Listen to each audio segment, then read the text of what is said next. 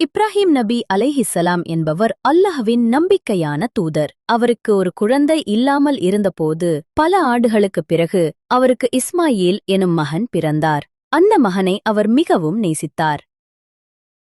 ஒரு நாள் இப்ராஹிம் நபி ஒரு கனவில் ஒரு விசித்திரமான காணொளி கண்டார்.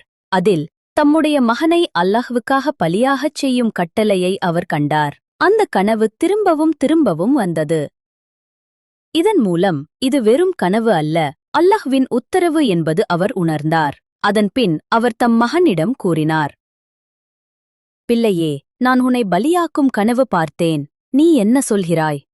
அதற்கு இஸ்மாயில் அலைஹிஸ்ஸலாம் மிகவும் நம்பிக்கையுடன் பதில் சொன்னார், அப்பா, நீங்கள் அல்லாஹ் உத்தரவு செய்ததைச் செய்யுங்கள், நானும் சகிப்பதுடன் இருப்பேன். அவர்கள் இருவரும் மலைப்பகுதிக்குச் சென்றனர். இஸ்மாயில் நபி தரையில் படுத்துக் கொண்டார். இப்ராஹிம் நபி தம் மகனை பலியிட தயாரான அந்த நொடியிலேயே அல்லாஹ் வானத்தில் இருந்து ஒரு ஆட்டுக்குட்டியை அனுப்பினார். அல்லாஹ் கூறினார், இப்ராஹிம், நீ நம்முடைய உத்தரவை நிரூபித்து விட்டாய். இது ஒரு பெரிய சோதனை. உன் மகனை மாற்றாக இந்த ஆட்டுக்குட்டியை பலியிடு. இதனால் இஸ்மாயில் நபி பாதுகாக்கப்பட்டார் மற்றும் இப்ராஹிம் நபியின் ஈமான் நம்பிக்கை வெற்றி பெற்றது.